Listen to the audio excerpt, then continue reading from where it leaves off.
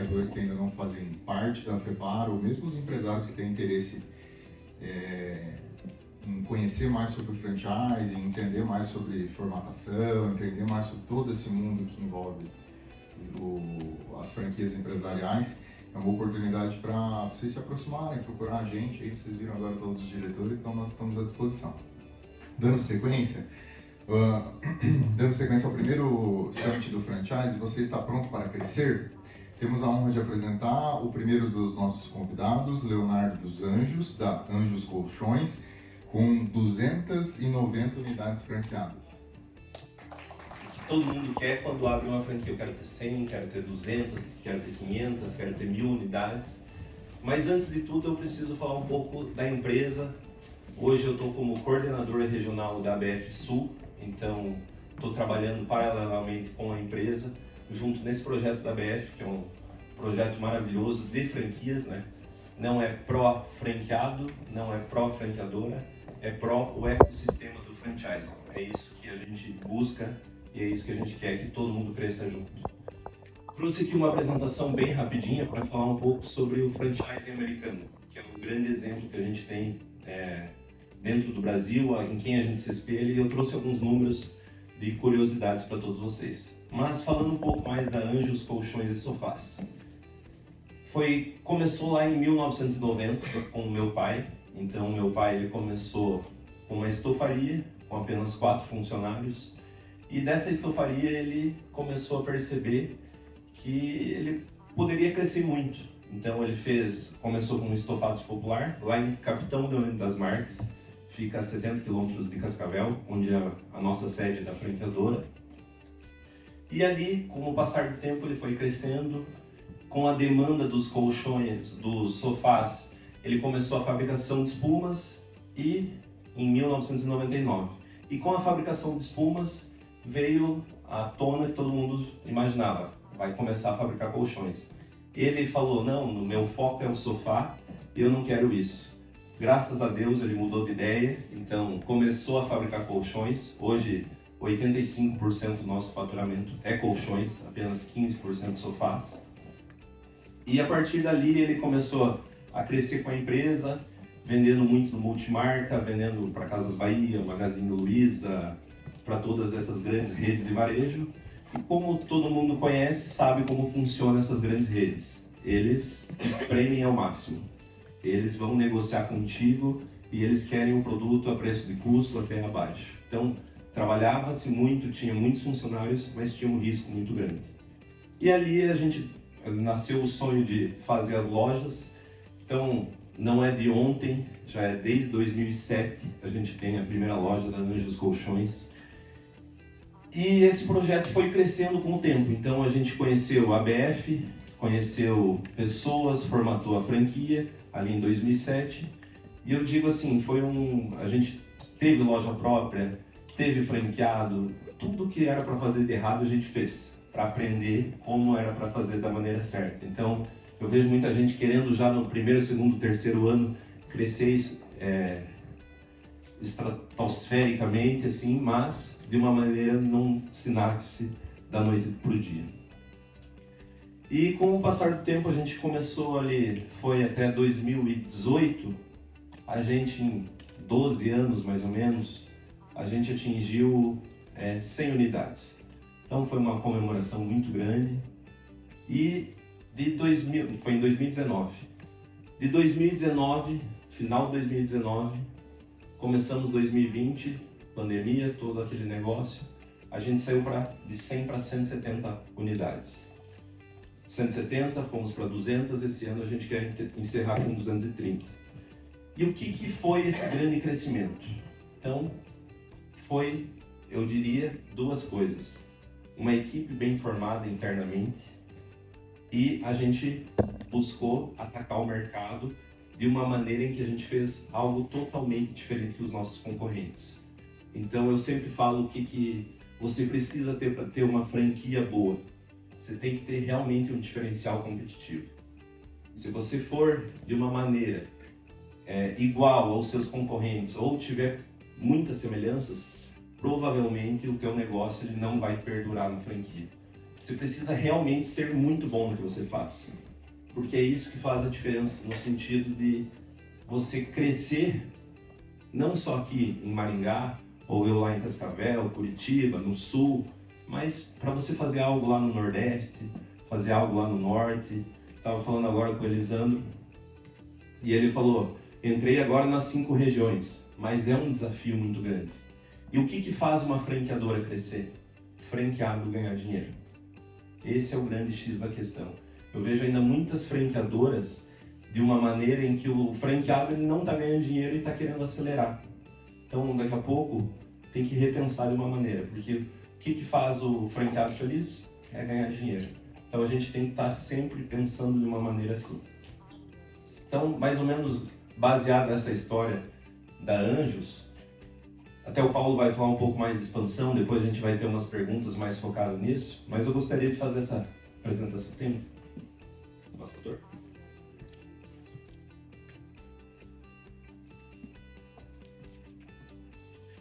Porque o que eu peguei assim em 2019, eu fui no Encontro Internacional de Franquias, que acontece todos os anos nos Estados Unidos.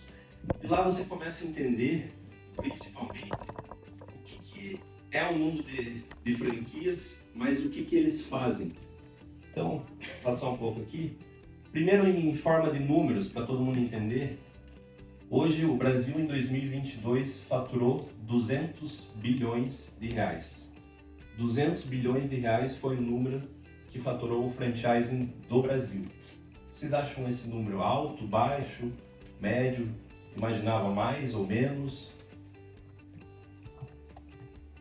Alto. Então já vamos ver, vamos fazer uma comparação logo.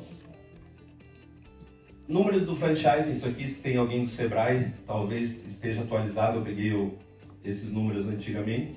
80% das pequenas empresas no Brasil morrem em 5 anos. Esse número é assustador. Sabia que de 5 empresas, 4 vai sobreviver em 5 anos. Cada CNPJ não dura 5 anos, 80% dentro do Brasil. É assustador, porque ser empreendedor no Brasil é muito difícil. Aqui tem vários empreendedores e sabem as dificuldades que a gente tem socioeconômicas, políticas e com funcionários, coordenar a equipe, então tem inúmeras dificuldades. E quando a gente cai para esse número para a franquia, ele cai para 15%.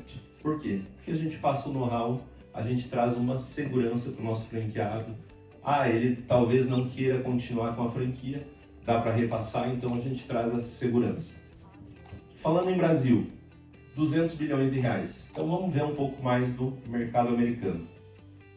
Aqui a gente esteve no Encontro Internacional de Franquias, que foi sensacional para mim, não somente pelo conteúdo, mas com quem eu estava lá.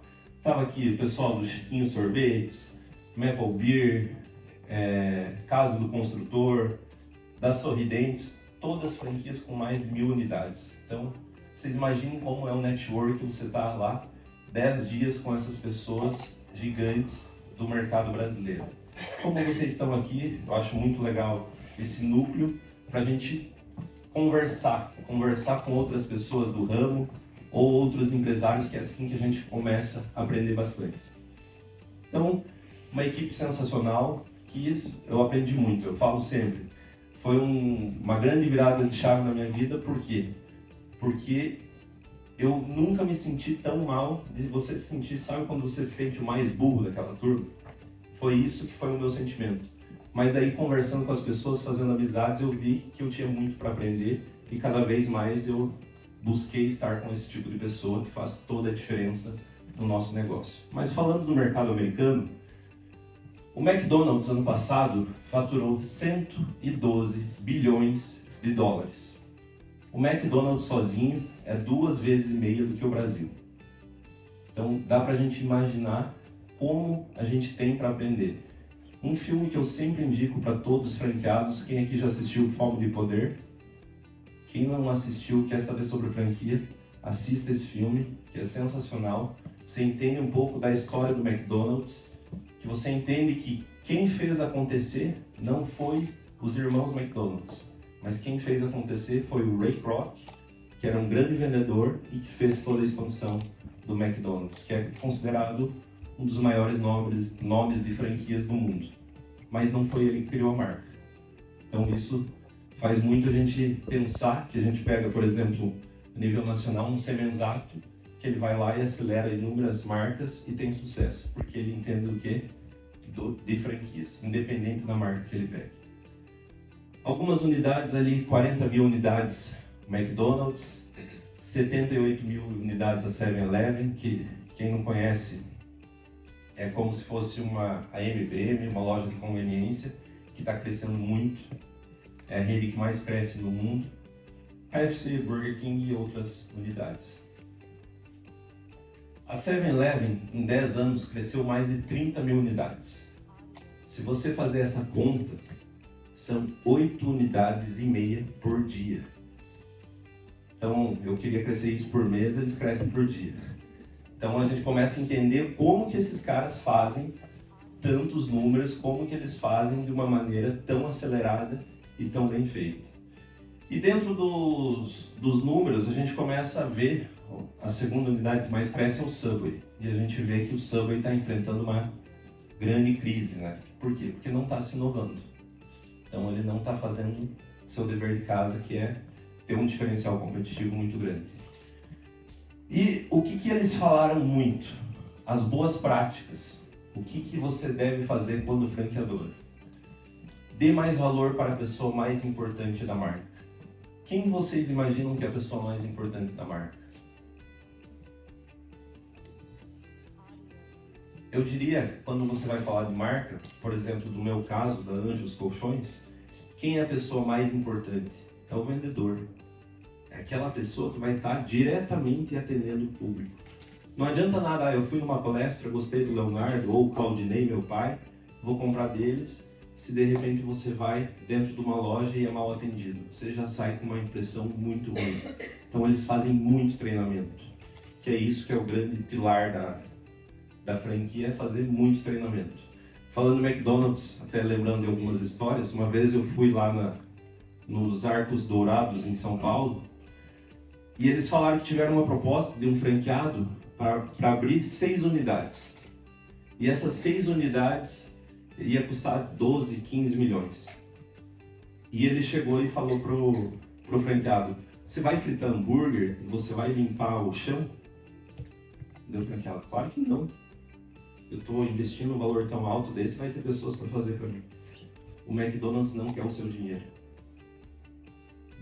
Daí até a pessoa falou assim: como assim não? A gente não quer o seu dinheiro, a gente quer franqueado que entenda de toda a operação para replicar para os seus funcionários. Eles falam, eles têm uma cultura que você tem que ter ketchup nas veias, para isso fazer o negócio acontecer. Então o próprio McDonald's, sendo o maior do mundo, ele mesmo fala que precisa ter um franqueado que entenda o negócio. E quanto mais a gente cresce falando com outros franqueadores, qual o maior problema? Ter franqueados que não estão engajados com a marca. Isso quebra qualquer negócio. Eu tenho um exemplo que eu até gostaria de falar, que é daqui de Maringá, uma loja nossa, que teve um franqueado nosso que a gente repassou. Se alguém comprou colchão da Anjos, foi mal atendido, não entregaram, peço desculpa pelo franqueado que eu tinha, que o franqueado simplesmente estava usando droga, ele não estava trabalhando na operação, ele vendeu produtos e não entregava. E quem ele queimou? A Anjos.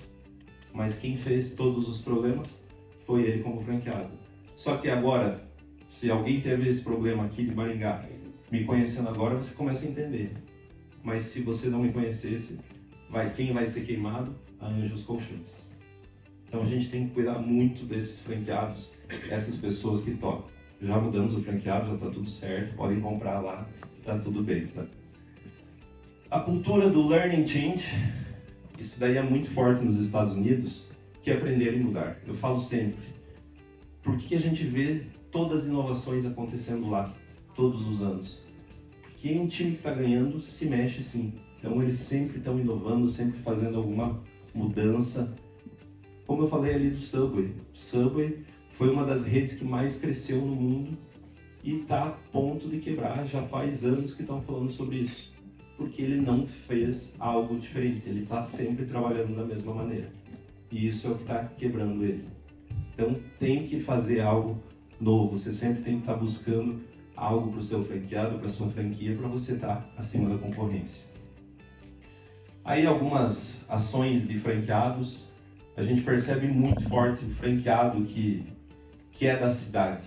Quando ele é da cidade, ele tem um resultado normalmente muito melhor do que alguém que sai daqui. Acho que Maringá é igual Cascavel, que o povo adora ir morar lá para o litoral de Santa Catarina, né? E a gente percebe quando o franqueado é da cidade mesmo, ele tem um resultado.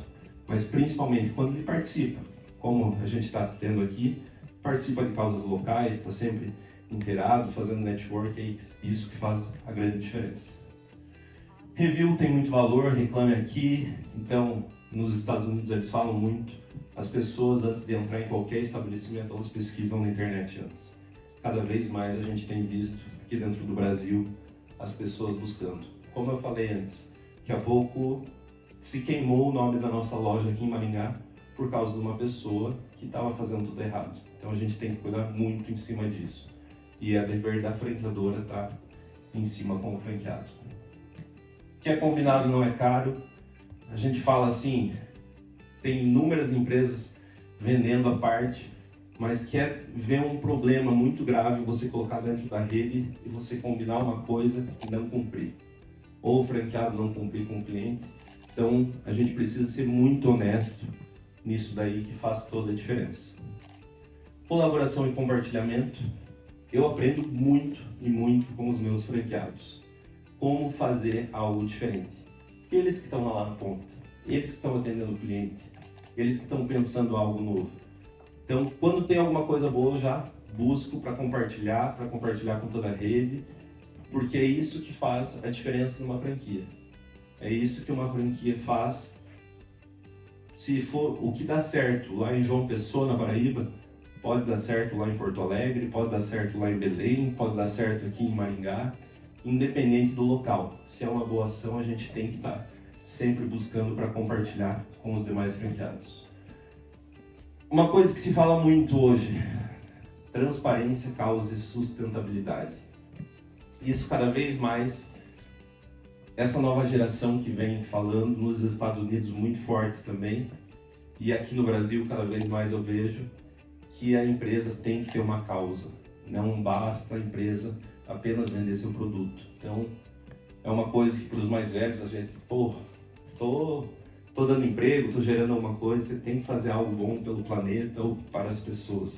A gente criou lá dentro da Anjos, o Anjos Solidários. Então, cada loja que inaugura, a gente doa 20 colchões para uma instituição de caridade na cidade. Então, pensem em alguma coisa que é sempre bom vocês estarem ajudando. Isso daí também vira um marketing, também vira de uma maneira, além de estar ajudando, ser muito gratificante, mas precisa ter algo. Hoje, cada vez mais as pessoas estão buscando empresas que fazem algo. E aqui, o que eu mais gosto, as pessoas compram experiência e não a marca. Como a gente vê no mundo tantas empresas gigantes que quebraram e empresas pequenas que viraram gigantes da noite para o dia. Por quê? Porque elas pensam na experiência do cliente. É isso que faz a grande diferença. Então, tudo que você vai lá nos Estados Unidos, eles falam experience, experience, experience. Você precisa fazer uma experiência para o cliente. E eu lembro muito bem, quem aqui já foi no Outback? Sabe da experiência que é no Outback. O Outback, todo mundo fala que é um dos melhores shows do mundo. E uma vez eu fui na palestra da mulher do Outback, uma das diretoras, ela falou, o nosso chopp é Brahma. A única diferença que a gente tem é a caneca congelada. Tem segredo nisso? Você congelar a caneca e dar um chopp Brahma pro teu cliente. Mas parece que lá é diferente. Por quê? Porque a temperatura que eles fizeram da caneca, ele dura muito mais. Mas olha só, um chopp Brahma não tem segredo para ninguém. Mas a experiência que eles fazem é muito grande. Quando você vai no Outback, a pessoa ela vai te atender, ela se ajoelha, fala no mesmo nível, que eles já provaram que faz muita diferença quando você conversa no mesmo nível das pessoas. Então, é essa experiência que a gente vê, filas e filas e filas no Outback aqui no Brasil. Se eu olhar assim, tem algo totalmente extraordinário para ter tanta fila? É a experiência. É isso que cada vez mais as pessoas estão comprando. Para encerrar, que eu gostei muito, a pior coisa é ser fine, a pior coisa é ser bom. Porque o bom não basta. O fake ali, fake smile, o F, sorriso falso, insincero feedback, tratar a equipe sendo insincero, aquele líder que só passa a mão na cabeça, não quer cobrar, então não vai dar certo. Cliente nunca mais volta, never coming back. E emotionless é sem emoção. O que a gente percebe com isso? Eu tenho inúmeros franqueados que eu numero os franqueados adulto, baby e o adolescente. O baby é aquele que está começando, o adulto é aquele que já anda com as próprias pernas, que vai tudo bem, e o adolescente é aquele que acha que sabe das coisas. E o que a gente percebe? Esses adolescentes, normalmente, eles estão sempre conforme o mercado. O mercado está vendendo bem no nosso ramo, eles estão bem. O mercado está indo mal, eles estão indo mal. Por quê? É isso que eles colocaram. A pior coisa é ser bom. Ali a gente tem as estrelinhas, 2 estrelas, a gente sabe o que fazer, tem que agir imediatamente. 3, 4 estrelas, a gente está numa zona de perigo. É aí que a gente precisa ver o que a gente está fazendo de errado. E 5 estrelas, continue assim. O que eu quero passar assim para vocês? Que eu falei, todo mundo quer expandir, todo mundo quer fazer algo totalmente diferente, um número muito melhor. Mas se apeguem nisso, trazer uma experiência diferente para o teu cliente, fazer seu franqueado ganhar dinheiro e você ter um diferencial competitivo. É isso que vai fazer a tua empresa crescer cada vez mais, que vai fazer a tua franquia crescer cada vez mais. Até falando para os piás ali da Gela Boca, eu me surpreendo, se tem uma coisa, a Chiquinho Sorvetes nunca investiu R$1 em expansão. Tudo orgânico. Eles vão atingir 1000 lojas ano que vem, tudo sem investir R$1 em expansão. Eu falo, é um grande case para a gente olhar e ver como eles fizeram essa experiência e somente as pessoas que vão lá experimentar os produtos e veem isso que fazem crescer a empresa. Eu e o Paulo, a gente já viu inúmeras empresas desculpa o tempo aí, já está acabando, só encerrar. A gente já viu inúmeras empresas crescer muito rápido. O Paulo já teve uma ali que até estava falando, ele vai explorar um pouco mais. Cresce muito rápido. Se você não tiver como acompanhar, não tiver uma estrutura por trás, uma equipe por trás, vai cair na mesma velocidade. Então, tem que cuidar e tem que estar bem estruturado. Eu ia falar depois, mas vou falar agora bem rapidinho. No mundo de franquias tem dois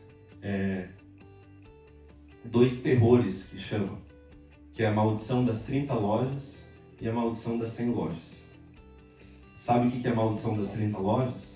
O Lisandro está passando por isso agora. A maldição das 30 lojas, eu quando tinha 30 lojas, eu conhecia o franqueado e todos os vendedores da minha rede. Conhecia todo mundo. Passou de 30 lojas, a gente teve um problema para crescer aquele número. O problema foi o quê? Eu não conseguia mais atender os franqueados, eu não conseguia falar com todos eles. E aí você precisa formar os gerentes. Você formando os gerentes, você consegue ter uma equipe muito boa por trás de tudo. Para chegar em 100 lojas, não basta você ter os gerentes. Tem muita franquia que chega em 100 lojas e começa a cair, não consegue dar o suporte necessário para essa rede que cresceu tanto, já é muito grande. Você não conhece mais os vendedores, conhece todos os franqueados, mas algum ou outro já não consegue. Depois do 100 você não conhece todos. Eu tive a última convenção agora, eles vêm me cumprimentar e eu ficava olhando o crachá, quem que é, que cidade que é, negócio chato, mas não tem mais o que fazer. E aí você precisa não ter só os gerentes, mas ter uma equipe abaixo dos gerentes que dê todo o suporte para todos os franqueados.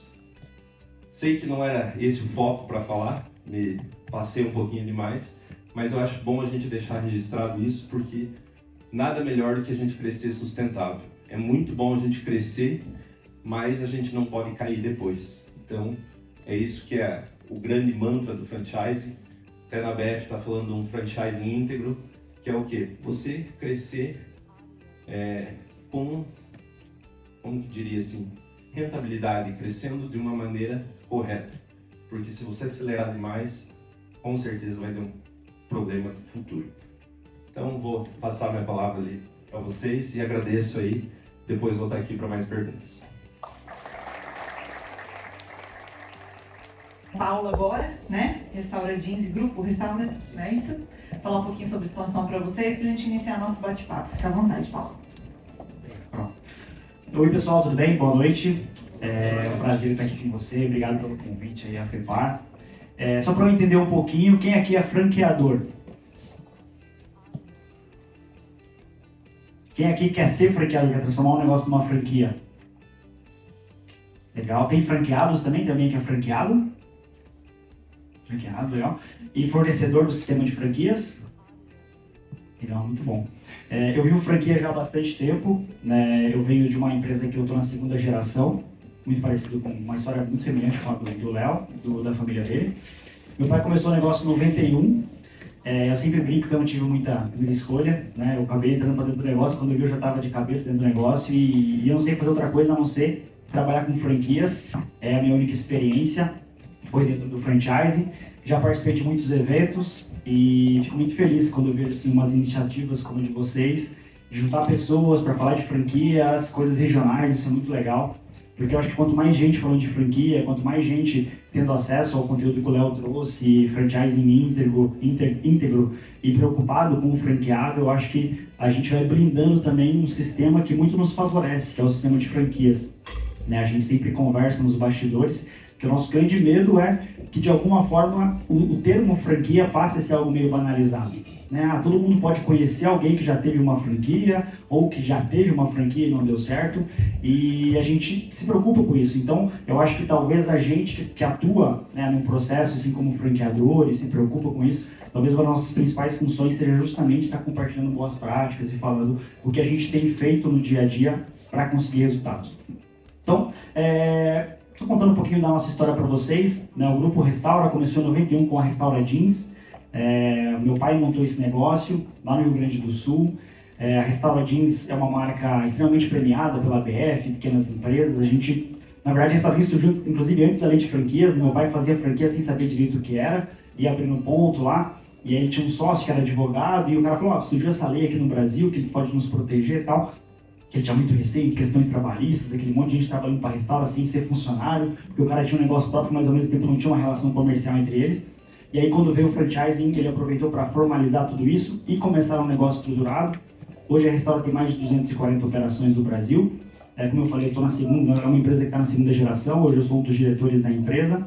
E há bastante tempo não, mas vamos falar bastante tempo, há 12 anos atrás a gente começou o nosso sonho de começar a ter outros negócios.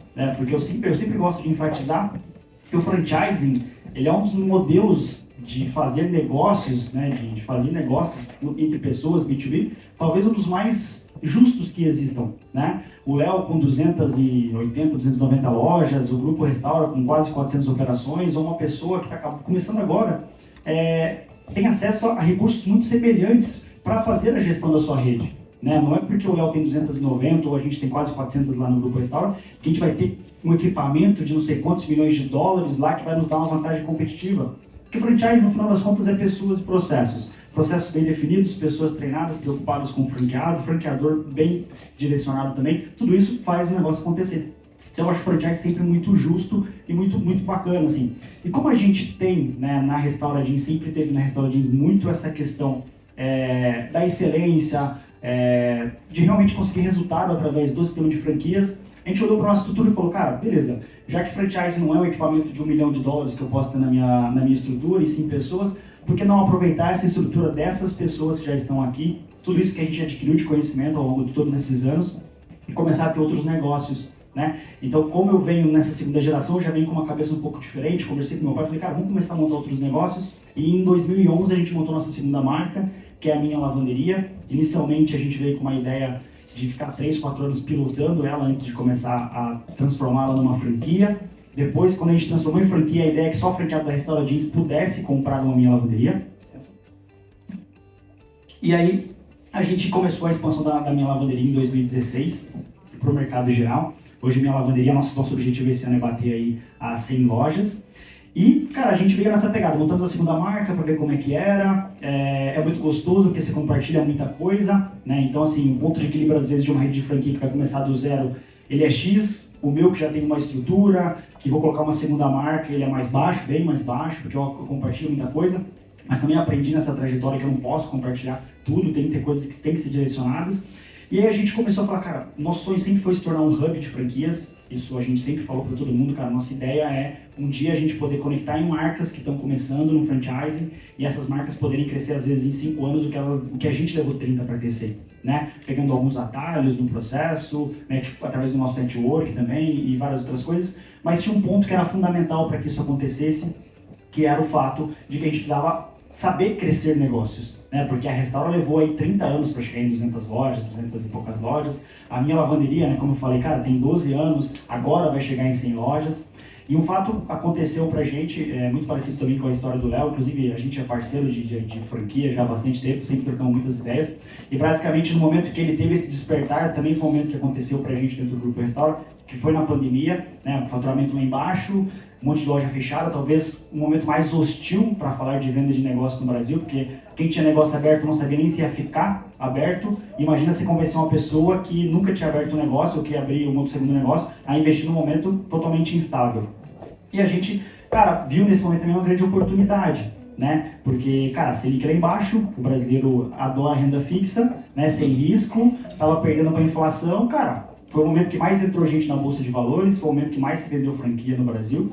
E a gente, naquele momento, estava estruturando o nosso processo de expansão. Né?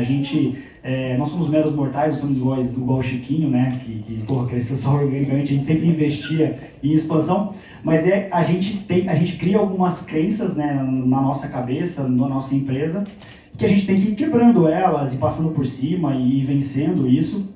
E a gente, cara, sempre teve muito receio, né? Porque assim, não tinha outra forma de fazer, não tem como fazer expansão sem captação de lead, né? Esse é um ponto fundamental, assim. Só que, cara, era aquele negócio de pagar às vezes um boleto no Facebook de R$1.000, R$2.000 para fazer a expansão das nossas duas marcas que a gente tinha, Restaura e Minha Lavanderia, já achava um absurdo. E aí não tinha budget para fazer investimento em captação de lead, e aí por esse motivo não vendia. Aí como não vendia, não entrava dinheiro de expansão para investir em crescimento, em captação de lead, vira aquele ciclo que não chega em lugar nenhum. E nesse momento, né, que a gente reformulou todo o nosso setor de expansão, e quando eu falo reformular é tudo, não é só criar uma metodologia de venda que funcione, é olhar para todo o processo, desde a entrada do lead até a saída de um franqueado lá na ponta, tudo que envolve esse processo, e a gente começou a acertar a mão. Né? Então o nosso negócio saiu de 200 e poucas unidades ali no começo da pandemia para quase 400 agora. Né? E a gente começou a colocar em prática também, desde 2021, o nosso plano de se tornar um hub. Né? Então, assim, hoje o Grupo Restaura são 5 marcas, além da Restaura Jeans, da Minha Lavanderia, a gente lançou uma terceira marca no meio da pandemia, que foi a Amor Emílio, que é essa marca que o Léo falou, que a gente cresceu a uma velocidade alta, para os nossos parâmetros era bem alto, né? E depois a gente se deparou com, cara, vários desafios de empreender no Brasil, né? Logística. Pois? De investimento, em torno de R$150 mil com obra. Então, uma franquia de 150 mil, naquele momento, de acordo com a ABF, está muito próximo do ticket que a grande maioria das pessoas que querem comprar uma franquia tem. Então, assim, cara, foi em cheio, assim, a gente cresceu super rápido que eu digo assim, em torno de 80, 90 unidades em 12 meses. Aí você começa a ter vários desafios, né? Porque tem franqueado que compra a franquia e some, né? Não aparece nem para implantar, não sei se alguém já teve esse problema aqui. Que a gente até brinca que vendeu a franquia para Deus, né? Porque naquele momento você precisa de fluxo de caixa, aí entra um dinheiro e o cara some, né? E aí, cara, tá ali o dinheiro, o cara tá lá com a taxa, paga e não aparece para abrir, e várias outras coisas e tal. E a gente, com essa ideia de, a gente começou a acertar a mão na expansão, a gente se viu com o momento exato de colocar em prática a nossa ideia de se tornar o hub. Então a gente ficou sócio de 2 marcas recentemente, uma do estado de São Paulo, que é um gastrobar que chama Melts, e bem recentemente agora, fazem 8 meses, a gente ficou sócio de uma marca de Curitiba, né, do Paraná aqui, que é a Cook Stores, inclusive abriu uma loja aqui em Maringá, por favor visitem a gente na Avenida Santos Dumont. É Santos Dumont, né? Cadê o Rafinha? Né? É Santos Dumont ali, bem gostoso, cookie americano, cafeteria, tava bem legal. E a nossa ideia esse ano é abrir 25 lojas da Cook Stores. Então, assim, apesar da gente estar num universo de quase 400, a gente lida diariamente com desafios também de negócios pequenos. Um negócio de 25 não tem o mesmo poder de compra, o mesmo poder de escala do negócio de 200. Então, é muito legal a gente fazer toda essa gestão dentro do grupo. E o que eu queria falar para vocês aqui, né, o tema é expansão. Eu acho que o primeiro ponto ali é o que o Léo fez, ele fez uma base perfeita aqui para a gente falar sobre o tema, que é justamente a questão ética por trás da expansão. Eu acho que todo franqueador, o principal ponto é botar a cabeça no travesseiro no final do dia e falar, cara, eu estou fazendo o meu melhor. Eu não conheço nenhuma rede de franquias que, sei lá, com 20, 30 anos, com 300 lojas, que nunca tenha fechado, nunca tenha tido um problema com o franqueado. Isso é uma coisa que vai acontecer, faz parte do negócio. Eu acho que o que tem que acontecer é sempre a contrapartida do franqueador, né? Então, assim, como o Léo falou, é a nossa marca que está lá na ponta, então a gente tem que ter essa preocupação. É o sonho de uma família, né, que está lá por trás também, então existe essa preocupação, mas ao mesmo tempo a responsabilidade para fazer aquele negócio funcionar é do franqueado. Né? Na minha opinião, quanto mais eu conheço de franchise, mais eu acredito que franquia é um canal, né? O franchise é um canal, e por trás desse canal, para fazer acontecer, tem uma pessoa. Então, um franqueador, cada vez mais, tem que ser especialista em pessoas. E para a gente construir tudo isso e trazendo essa nossa experiência para o dia a dia e tal, e eu sempre gosto de falar de um tripé que mudou o jogo para a gente no quesito de expansão. Então, os franqueadores que aqui estão e aqueles que querem um dia transformar o seu negócio em franquia, a partir do ponto de vista ético, mas agora vindo para a parte de venda, algumas coisas fizeram muito sentido para a gente. Primeiro, fazer expansão de alta performance, e aí quando eu falo alta performance, cada um pense no número, né? Porque uma rede que vende 5 ou que vende 8, como o Léo, talvez para ele, o número para ele seja 15, mas para quem vende uma, se vender 3 já é maravilhoso, né? Então, assim, fazer expansão de alta performance precisa colocar dinheiro na frente. E era um erro que eu cometia. Aquela ideia de, cara, primeiro vender, pegar o valor da taxa de franquia e depois reinvestir. É muito legal, ela é muito bonita, mas muitas vezes ela te impede de crescer. Então, assim, cara, eu sempre falo para todo mundo que me pergunta, Paulo, o que eu tenho que fazer para começar um processo de expansão? Cara, faz um orçamento de pelo menos 6 meses, um valor de tráfego. Se você já tem, por exemplo, qual é o valor do seu CAC, né, que é o custo de aquisição de cliente, o custo de aquisição de novo franqueado, quando eu invisto R$5.000 no digital, eu consigo 100 leads, desses 100 leads eu faço uma venda. Legal, você tem seu CAC. R$5.000, show de bola. Então, tá. Cara, o que eu preciso para 6 meses? Equipe, ferramentas, valor de investimento, fee de agência. Cara, mesmo que eu fique 6 meses sem vender franquia, eu preciso ter esse capital ali guardado, na verdade pronto para reinvestir, porque eu tenho certeza que nesse processo, se você estiver focado em ver indicador, analisar a metodologia de venda, aplicar, treinar pessoas e estar sempre de olho ali no marketing, você vai começar a vender franquia. Você vai começar a entender as coisas em relação ao franchise. O que acontece com muita rede que eu converso e percebo né, porque nós somos hoje um dos países, não sei se o Léo tem esse número, eu não tenho, mas acredito que nós estamos aí em 3.500 franqueadores no Brasil, né? E esse universo, gente, é o universo que nos coloca entre os maiores do mundo em quantidade de franqueadores. Nós estamos muito longe de sermos os maiores do mundo em unidades franqueadas. Então, o que esse dado mostra? Ele mostra que nós somos um país de muitos franqueadores pequenos, né? Então, assim, cara, e aí, volto a falar, quando eu falo com essas pessoas, eu começo a perceber que, cara, eu comecei a fazer digital, mas aí com 1 mês não vendeu, 2 meses não vendeu, eu parei, eu mudei minha equipe, eu mudei a agência. Então, assim, cara, tenha essa ideia de que para fazer expansão de alta performance precisa colocar dinheiro na frente, precisa investir. Cara, seria maravilhoso já colocar no primeiro mês e já vender, mas, cara, a venda de franquia ela precisa de uma construção de funil, precisa de acertar a campanha, precisa da curva de aprendizado do time de franquias, de expansão. Então, assim, primeiro ponto, gente, entender que precisa colocar um dinheiro na frente e se preparar para isso. Segundo ponto, hoje, na minha opinião, a melhor forma de você fazer expansão de franquias é através do digital. Com certeza participar de feiras, de eventos, ajuda muito, mas as feiras e eventos elas não acontecem com a mesma frequência com o que você pode estar no digital. Você pode estar no digital 365 dias por ano e o tempo todo está captando lead de pessoas interessadas no seu negócio. Só que o franqueador, muitas vezes, ele comete uma falha, que eu cometi e cometo ainda essa falha, mas cada vez tenho procurado me preparar mais em relação a isso, que é o fato de não dar o valor para o marketing da forma como ele tem que ser. Na minha opinião, uma pessoa responsável por expansão, ela tem que dedicar pelo menos 50% do tempo dela para marketing. Ah, Paulo, então eu preciso fazer um curso de gestão de tráfego, de mídias digitais? Não. Mas, cara, foca o tempo no marketing. O que é focar no marketing? Cara, olhar indicador, conversar de igual para igual com uma agência, com uma assessoria que fala contigo. cara, entender daqueles todos criativos, anúncios, e, cara, e o pessoal de marketing digital cara, esses são uns caras ligeiros para nos enrolar, né? Começa com um monte de termo e coisa lá, e CAC, e não sei o que, e vai. Cara, a gente já foi lá e pagou mais um boleto, né? É assim, inclusive eu tenho uma assessoria de marketing das clientes lá. Então eu tô aprendendo com meu sócio muito isso.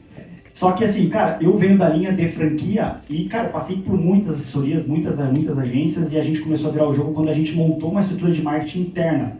Tanto que quando a BF me convidava para falar, eu sempre falava, cara, se você puder, monte interno. Mas eu comecei a ver que a realidade de montar interno é muito complexa. Primeiro, do ponto de vista de conseguir pessoas especializadas, não é uma mão de obra fácil. E segundo, que você montar uma estrutura interna para fazer a captação de leads só para sua expansão, você tendo uma marca, é caro, né? Vale muito mais a pena você ser atendido por uma agência, por uma assessoria. E eu acho que funciona perfeitamente quando o time interno da franqueadora está tão preocupado com o marketing quanto a agência. Porque o que é o comum? Eu terceirizo para o cara cuidar do marketing lá, depois eu vejo se vem pessoas boas ou não, e depois eu troco de agência se não der resultado. Então, assim, para crescer, precisa se especializar em digital. Precisa entender, cara, dos 100 leads que eu recebi, eu tive 20 leads bons. Desses 20 leads bons, qual foi o criativo que veio? Era vídeo, era foto? Desse vídeo, o que eu falei nesse vídeo?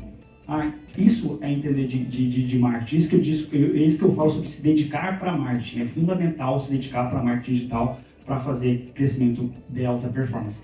E o terceiro ponto é olhar para indicadores. Tá? Existem indicadores que são fundamentais para você entender se o seu trabalho de expansão está tendo resultado ou não. Tá? Tem um indicador assim que, na minha opinião, ele é um dos principais, assim, porque, cara, para a gente que investe hoje um valor alto em captação de lead, o que mais dói é aquele cara que não atende o telefone. Alguém faz captação de lead para venda de franquia? Algum franqueador? Então, assim, cara, você recebe uma quantidade de leads e se você liga para toda essa turma, a média do franchising nacional é 50% não atender o telefone. Então, se você botar 10 mil reais de captação, 5 mil reais, você nem sabe se aquele cara realmente é qualificado ou não, é lixo. Então, assim, você tem que olhar para esses indicadores. E aí pensar em estratégias. Nós, por exemplo, adotamos algumas estratégias como discadores, BIM inteligente, várias outras coisas, para reduzir isso lá embaixo. Então, assim, existem indicadores do processo de expansão, como quantos leads eu recebo, quantos atendem um telefone, de quem atende o telefone, qual é a qualificação, de quem se qualifica, quantos vêm para uma videoconferência com o gerente, de quantas videoconferências que o meu gerente faz, quantos ele realmente negocia uma venda, de quantas pessoas que negociam uma venda, quantos eu vendo. A partir do momento que você consegue entender quais são os indicadores do seu setor de expansão, tudo começa a ficar mais fácil. Eu começo a entender realmente qual é o valor que eu preciso para eu provisionar, para fazer o meu crescimento. Eu consigo entender onde estão os gaps do processo. Porque assim, eu nunca vi um gerente de expansão bater no peito e falar assim, não, eu não vendi esse mês porque me faltou técnica. Né? Eu não vendi esse mês porque realmente o lead ficou parado na base, 3 dias eu não liguei para ele, ou o vendedor não ligou e eu não cobrei, eu não vi. Normalmente é o lead que não é bom. Então, assim, a gente como gestor de um setor de expansão, a gente tem que estar sempre de olho nisso. Né? Você tem que usar um CRM e te dar essas informações. Mas é caro. Cara, não é caro. Cara, não crescer, cara, não vender, cara, é passar 5 anos e a gente se encontrar de novo e não, eu continuo lá com minhas lojas, tal, 3. Porque, assim, é como fechar loja. Então, se você não abrir loja, a chance de você quebrar ou parar de crescer ou diminuir é grande. Então, assim, precisa de algum momento também, cara, dar um chacoalhão, assim, falar, cara, eu vou começar a investir, eu vou começar a fazer. Porque isso, com certeza, vai te colocar no próximo nível, né? Que, inclusive, é uma palavra que está na moda, agora eu estou indo chegar no próximo nível, né? Quero saber que nível que é esse, né? Então, assim, vai te colocar nesse próximo nível, né? Então, assim, cara, esses são os 3 pontos que fizeram a diferença pra gente, que nos trouxeram essa confiança de olhar para o mercado e falar, opa, aquela marca ali nos interessa, nos aproximar dessas marcas. E a gente colocou 2 marcas nos últimos 2 anos. A nossa ideia agora para 2024 é colocar mais 3 marcas no Grupo Restaura. E a gente está nesse processo de crescimento, e essa é um pouquinho da nossa história. Começou em 91 com meu pai, hoje nosso conselho administrativo é praticamente 100% familiar, tá meu pai, tá a esposa dele, tô eu, minha irmã e os nossos diretores. E a gente vive isso aqui, é o franchise o tempo todo. Apesar de estar falando aqui hoje sobre expansão, eu acabo cuidando de outros setores da empresa também. E é isso, eu acho que deixar o pessoal também fazer umas perguntas aí para a gente conseguir direcionar a conversa. Obrigada, Paulo. Muito brilhantes as contribuições, né? A gente tem franqueadoras aqui de todos os segmentos, em todas as fases, né? Desde o início, meio, final, o pessoal que está com 100, que está com 40. E agora vamos abrir a palavra para o nosso Lisandro, que presidiu a nossa associação por 4 anos, passou o bastão para mim. Então conta pra gente, Lisandro, você está com 40 unidades hoje, né, implementando as últimas 4, nós conversamos agora recentemente. Então conta pra gente o que mudou lá na UPVET nesse período. Boa noite a todos, é um prazer poder estar aqui com vocês, falando um pouquinho do franchise, algo que nos inspira, algo que a gente está respirando isso a cada dia e nos motiva a cada dia. E a UPVET, como vocês sabem, começou aqui em Maringá. Nós somos bastante da área um pouquinho diferente do varejo, aí é algo mais específico, é algo mais, vamos dizer assim, voltado ao público de serviço mesmo. Nós somos uma farmácia, então nós trabalhamos de uma maneira um pouco diferenciada no sentido de expansão. A expansão nossa é um pouco mais orgânica também, muitas vezes, né? Apesar que nós estamos montando agora a UPVET Store, que é uma pegada mais store, mais varejo, e aí nos torna numa pegada mais, vamos dizer assim, envolvendo um núcleo mais específico para venda mesmo, até uma terceirização dessas vendas e tudo mais que a gente procura, e que tudo que você falou é real, é difícil expandir de forma com terceirizadas, porque muito lead vem e muitas vezes não respondem, né? É natural isso, e a gente sente muito isso na UPVET Store hoje. Já na UPVET Manipulação Veterinária, que é o nosso DNA, é algo que a gente respira desde 2007, está no nosso DNA, é um pouquinho diferente, porque foi bastante orgânico, a gente acaba buscando essas pessoas em eventos, ou num congresso específico da área de farmácia, ou pessoas já que vêm atrás da UPVET porque já teve uma experiência, ou porque foi funcionário, ou porque conversou com determinada loja e se interessou, como nós precisamos de farmacêuticos, né, na operação. Então, essa troca de experiência foi bastante orgânica e a gente acabou chegando no Rio, chegando em outros estados, que fez com que nós pudéssemos desenvolver o nosso trabalho ao longo desses anos. Hoje são 11 estados, são 40 lojas, chegamos nessa margem aí, que é algo que a gente já almejava há um tempo, e com trabalho, com dedicação, a gente conseguiu aí formar um grupo de pessoas que pudessem expandir cada vez mais isso e transformar a realidade da manipulação, que é algo tão específico, e ainda mais quando se trata da manipulação voltada ao público pet, que aí se torna mais específico ainda. A gente tem se aproximado do Sebrae, tem outros franqueadores que estão iniciando assim como nós, né? Infelizmente nós pausamos o nosso processo durante a pandemia, que foi um erro grave, né? Nós deveríamos ter avançado, porque nós não paramos, nós éramos serviço essencial, né? Nós tivemos aí de alguns pacientes, de todos os pacientes atendidos, alguns médicos suspenderam o atendimento, mas ninguém sabia que a pandemia ia durar 2 anos, né? Muito fácil, leva o seu idoso para casa, manda as cuidadoras embora, e vocês assumam o cuidado, que não pode ter rotatividade de pessoas na tua casa. Tudo bem se durasse 30 dias, né?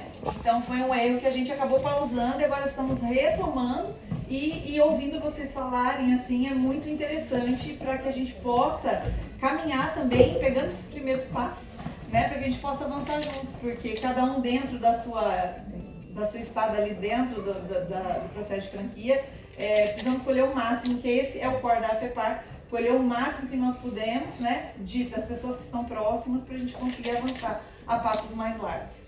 Mas acho que é isso, nós temos tempo ainda, pessoal? Temos 5 minutinhos? A gente tem que sair daqui 10 para as 8. Então vamos abrir para perguntas. Queria fazer uma pergunta para o Paulo. Você acha conveniente nesse processo, você tem várias marcas, né?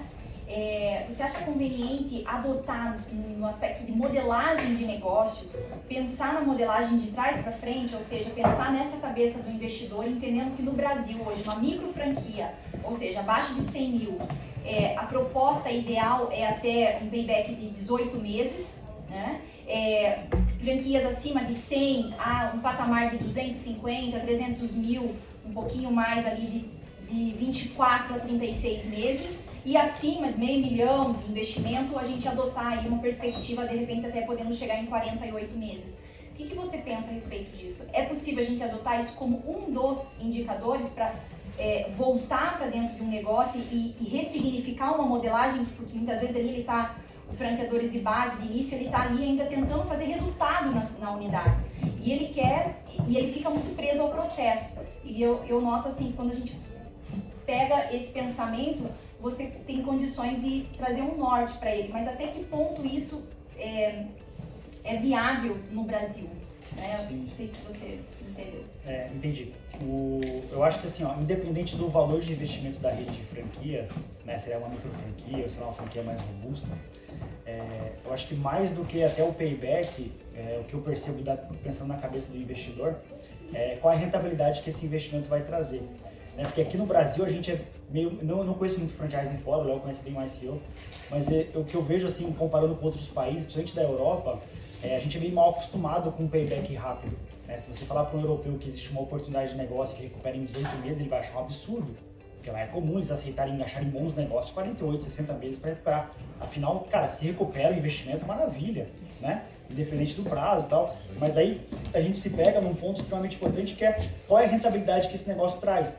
E você falou um ponto extremamente importante, que é uma coisa que eu gosto muito de comentar, que eu acho que quando você está modelando um negócio, você não pode correr o risco de fazer um negócio com pouca rentabilidade. Tipo assim, cara, que o cara vai ter... O que eu acho, é opinião minha, tá?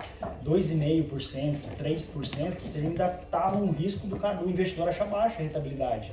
Né? Hoje a gente vive um cenário Selic alta, né? Eu falei dos investidores de renda fixa, um universo, baixou um pouquinho, mas ainda é um universo confortável. Mas assim, pro cara correr risco, às vezes 2 vezes, 3 vezes por cento do que uma renda fixa paga, é pouco para um negócio. Então assim, não pode correr esse risco de formatar um negócio que vai pegar uma rentabilidade muito baixa. Né? Então assim, cara, com um custo de investimento alto e com um rendimento lá na ponta pequeno para o investidor. E um alto trabalho, né? E um alto trabalho, exatamente. Só que assim, tem muito franqueador que eu conheço que é muito generoso também demais, e não que isso seja ruim, mas acaba sendo meio arriscado na hora de formatar um negócio, que quer fazer um negócio com rentabilidade absurda também. Né? 20% ao mês, assim, uma coisa absurda, cara. O maior investidor da história, que é o Warren Buffett, ele ganha 3% ao mês, historicamente. Então, qualquer coisa que dê mais 3% ao mês já é, cara, num nível, assim, acima do cara que mais ganha dinheiro com investimento no mundo. Então, assim, tem que tomar cuidado. Por que eu falo isso? Porque às vezes você pega um negócio que, beleza, eu formatei um negócio para faturar 50 mil, o cara vai investir 100, vai faturar 50 e vai ganhar 5. Pô, eu acho um puta de um negócio. Né, 5% de rentabilidade, que você falou qual é o trabalho para fazer isso acontecer e tal. Só que às vezes o franqueador também, ele quer, cara, que o cara invista os mesmos 100, só que ele quer que o cara fature 100 também e ganhe 10. Que é uma rentabilidade, porra, daí virou excelente. Só que para isso ele tem que ceder uma área maior para o franqueado explorar, para esse cara ter acesso a um número de pessoas maior, e automaticamente, cara, aumenta o risco dele, porque se aquele franqueado não performar, uma região que ele poderia ter 2 franqueados, ele vai ter um só. Porque na hora de planejar o modelo de negócio dele, ele planejou que, cara, eu só posso ter um franqueado a cada 200 habitantes ou a cada X pessoas com possibilidade de comprar o meu produto. Então, assim, eu acho que essa questão, mais do que o payback, é olhar qual é a rentabilidade ideal. Se você fala, Paulo, qual é o ideal? Cara, 5, 6% você tem uma puta rentabilidade para você levar uma oferta legal pro mercado. Entendeu? Que tipo assim, o mercado vai olhar e falar, caramba, isso aqui é legal, isso aqui é bom. Então, assim, cuidar para não fazer algo muito abaixo disso e também para não querer fazer um negócio muito generoso, a não ser que esse generoso seja um negócio que em áreas pequenas o cara vai ter esse desempenho. Porque o que eu vejo normalmente é o contrário. O cara cede, às vezes, capitais para um franqueado, porque esse cara precisa faturar muito para ganhar dinheiro, e ganhar muito dinheiro, mas às vezes o cara vai ganhar de rentabilidade o que ele investiu em 4, 5 meses. Então, assim, será que não é arriscado demais você fatiar isso e fazer vários franqueados de 5% de rentabilidade e diminuir o seu risco na franqueadora? Então, acho que esse é o principal. Fazer só um adendo, isso é fundamental. E o que acontece muito, às vezes, a questão de negócios que acabam fechando um pouco isso, que é o meu caso. Por exemplo, a UpVet, hoje a gente tem franqueados, que nem o Paulo está falando. Por exemplo, no Rio é um único franqueado. Então a gente precisa fechar áreas, já está certo que tem 4 andares, começou com 60 metros quadrados, hoje tem 4 andares. A gente abriu esse espaço para ele, mas eu tenho um único franqueado que atende o Rio de Janeiro inteiro. Ele me prova que faz isso, mas eu fechei o meu leque. Tanto é que é por isso que agora a gente está criando a UpVet Store, que é algo que a gente consegue não só de forma farmacêutica, mas também atuar numa área mais varejo, para poder expandir e também aumentar o número de lojas onde eu não tinha, por exemplo, no Rio. Né? Eu só tenho uma farmácia, mas eu posso ter várias stores. Então é uma forma que a gente viu para crescer e não fechar tanto o mercado. É muito bem colocado. O Mark quer falar alguma coisa? A gente tem um modelo hoje, minha franquia está em torno de 450 mil. E a gente criou uma loja Smart, que é só colchão, até 100 metros, que daria 290 mil. Só que esse modelo eu não consigo até ver que ele traga algo diferente para o meu franqueado, que o franqueado vá realmente ganhar muito dinheiro. Então, a gente até meio que boicotou, de certa maneira, esse projeto de vender uma loja mais barato. Por quê? Porque se preocupando realmente se o franqueado vai ganhar dinheiro. Eu até estava falando com o Paulo antes, eu conheci uma empresa que tem um produto sensacional, mas eles fizeram uma fachada feia, a loja, você vê que é tudo na economia, para o quê? Para trazer um valor de que o produto ali, ele vai vender, digamos, a franquia vai custar 100 mil reais e vai ter um payback mais rápido. Só que se ele tivesse cuidado mais de todo o visual merchandising, cuidado de toda a loja, ele ia trazer muito mais encantamento. Às vezes você tem que entender que as pessoas elas não querem só o payback, ela quer ter algo que seja durável, ela quer ter algo que faça realmente sentido para ela. Eu já vi muita gente ganhando dinheiro em alguns negócios, mas não gosta de trabalhar com aquele negócio. Por quê? Porque dá muita dor de cabeça. Então são coisas assim que a gente tem que estar nivelando. E agora a gente está lançando um outro projeto, que é uma loja premium, que é mais focada até para atendimento a arquitetos, linha AA, a gente vai focar em capitais ou algumas lojas, que vai aumentar muito o custo da loja. Mas meus franqueados atuais não se preocupam com isso. Então eu vou colocar painel de LED dentro da loja, uma mesa para atender arquitetos, vai ter todo um design biofílico, vai ser uma loja com uma experiência totalmente diferente. Agora, falar assim, pô, vai investir mais de 150 mil reais, qual que vai ser o payback em cima disso? Alguns franqueados não estão pensando nisso, eles estão pensando que eles vão ganhar um pouco mais em cima disso. Não pensando nessa conta, mas eles vão estar... rentabilidade, como é que vocês têm trabalhado? Eu tenho até, eu não consigo ter esses números, que eu tenho franqueado assim, que faz payback em 8 meses, até 6 meses já fizeram, coisa absurda que me impressiona, e outros vai 24 meses, uns que fazem 18 e estão insatisfeitos, outros que fazem 2 anos, quase 3 anos que estão super satisfeitos, então vai muito da pessoa, é o franqueado que faz ali a diferença, a pessoa que, igual eu dei o exemplo aqui que eu tinha em Maringá, aquele franqueado lá saiu da rede, tipo, ele não estava contente, a gente não estava contente, o cliente não estava contente, a outra franqueada assumiu, ela já organizou a loja e a loja já está indo super bem. Então eu tenho franqueado que sai assim, de um faturamento de 40, 50 mil e vai para 150 mil no outro mês. A única coisa que mudou foi a pessoa. Não mudou produto, não mudou ponto, não fez nenhuma ação de marketing, só mudou a pessoa que está atendendo o cliente, organizou a loja e o resultado vem. Então é a pessoa que faz a O diferença. repasse é importantíssimo. O repasse tem que ser visto com bons olhos, não com más olhos.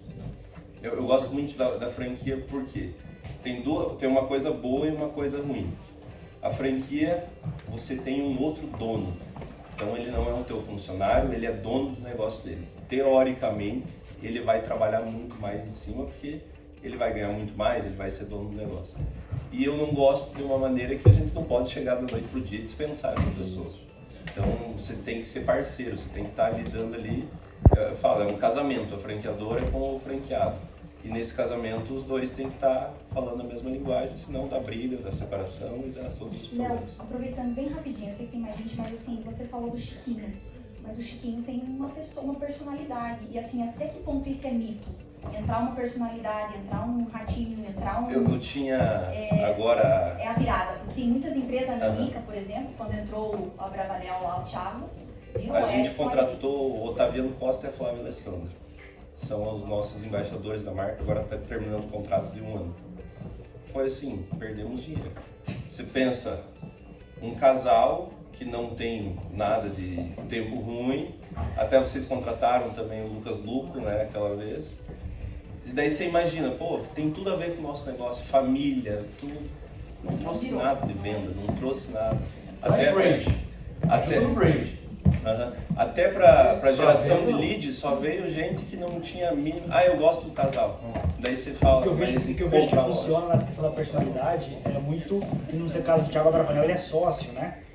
Aí a prova social daquela pessoa com influência, assim, ter investido naquele negócio, ela ser por trás desse negócio, daí sim eu vejo que tem um peso maior, assim, do que uma validação maior, E eu tenho um outro negócio com o famoso, a classe A. digamos nós aqui, você vai comprar por causa que uma pessoa falou? É um pouco diferente. Agora, a classe mais baixa, daí faz a diferença. Depende do teu público-alvo.